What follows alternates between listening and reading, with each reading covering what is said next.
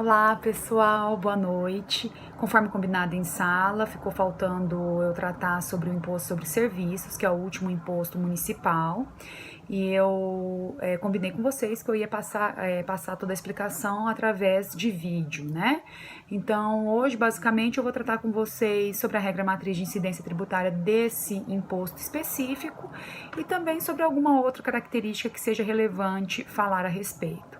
Bom, o imposto sobre serviços de qualquer natureza, o ISS-QN, ou também comumente chamado de imposto sobre serviços, ele está previsto no artigo 156, inciso 3 da Constituição Federal.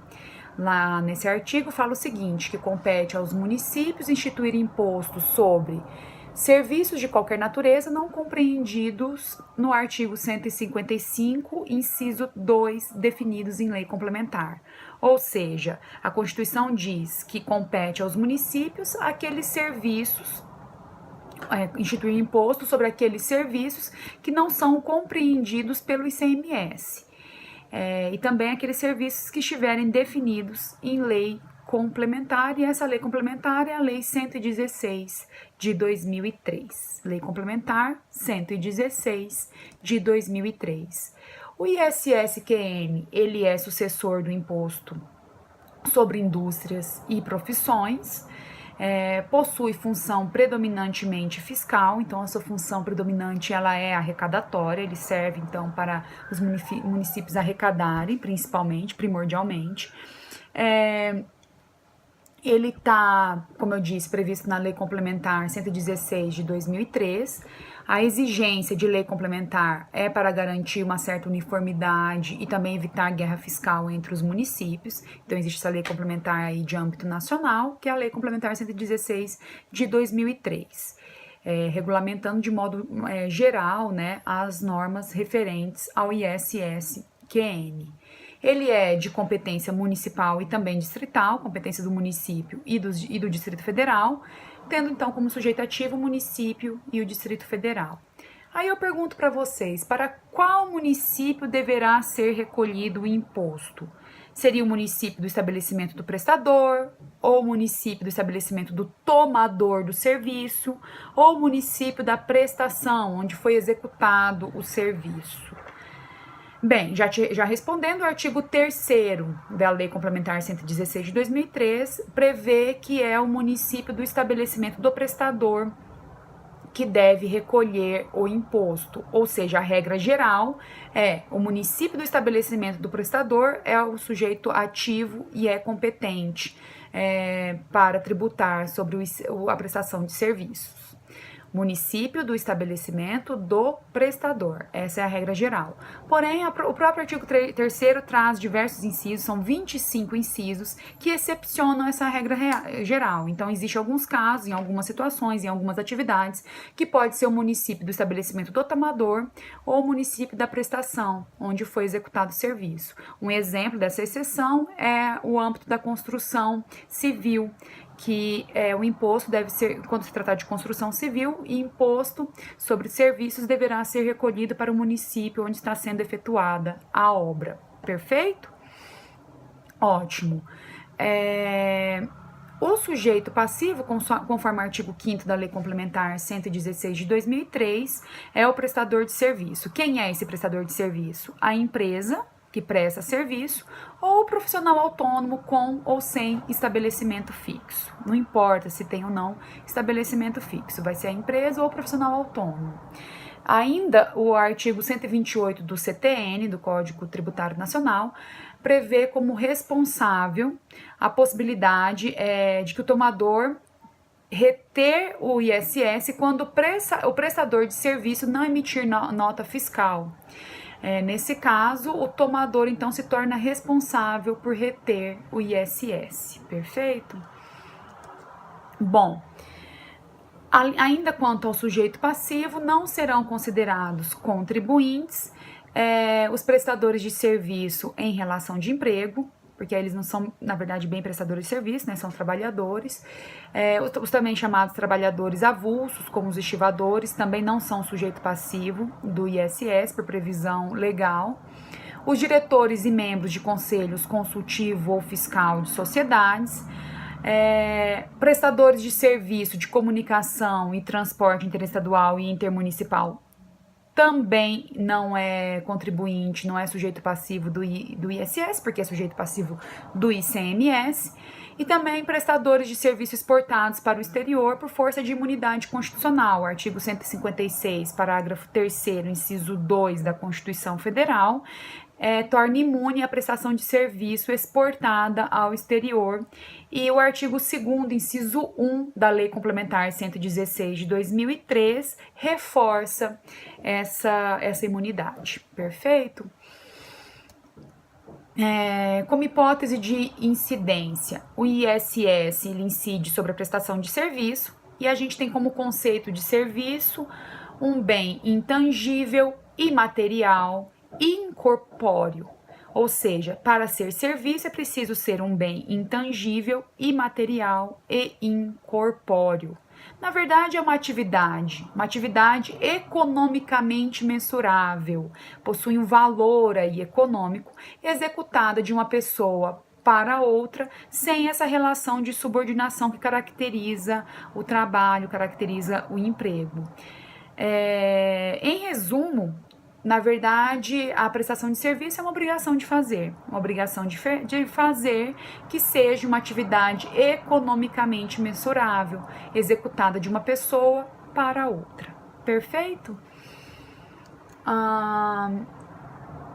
Ainda quanto à hipótese de incidência, eu disse agora há pouco que a Lei Complementar 116 de 2003, ela legisla no âmbito nacional, né, sobre o ISS-QN.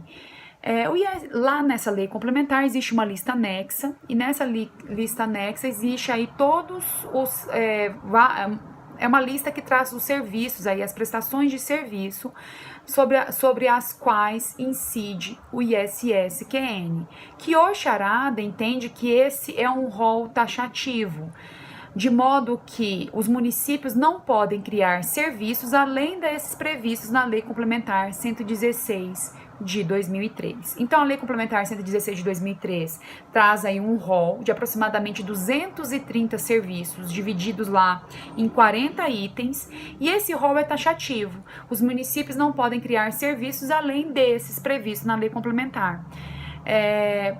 O entendimento é que se o município criar serviços além desses previstos, seria uma violação do princípio da estrita legalidade.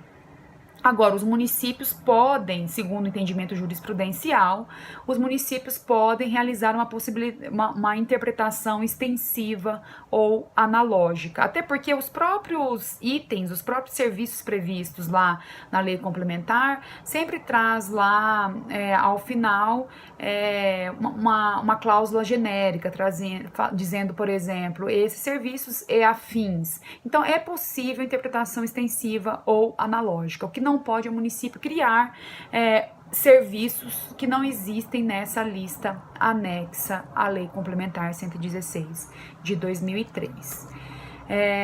Além disso, o ISS, de vez em quando, pode aparentemente conflitar com o ICMS.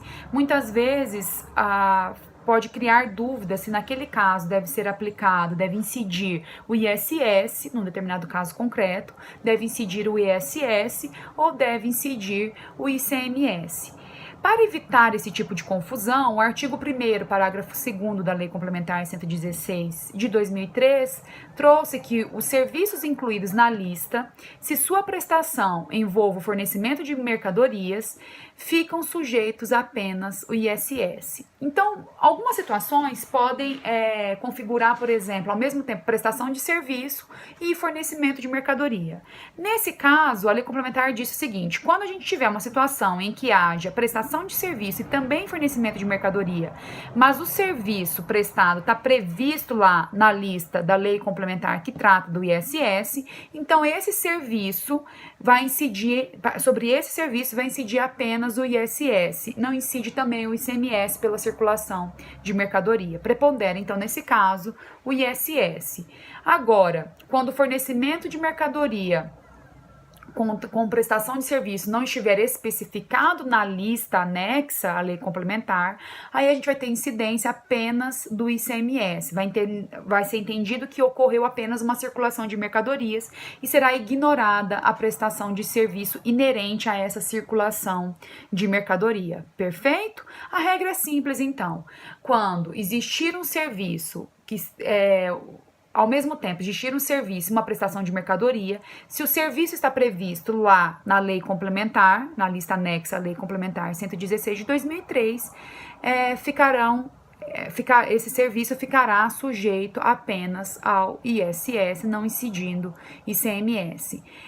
Muitas dúvidas surgiram no caso, por exemplo, de bares e restaurantes, se nessas situações, uma vez que existe ali prestação de serviço e também fornecimento de mercadoria, se nessa situação deveria incidir o ISS ou só o ICMS.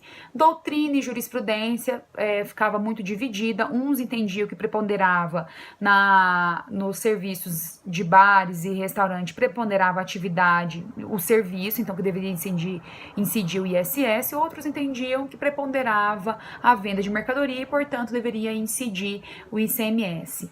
A súmula 163 do STJ ditou que o fornecimento de mercadorias com a simultânea prestação de serviços em bares, restaurantes e estabelecimentos similares constitui fato gerador do ICMS sobre o total da operação. Assim, pelo entendimento hoje jurisprudencial, sumulado pelo STJ, no caso de fornecimento de mercadorias em serviços de bares e restaurantes, incide apenas o ICMS sobre o total da operação. Perfeito?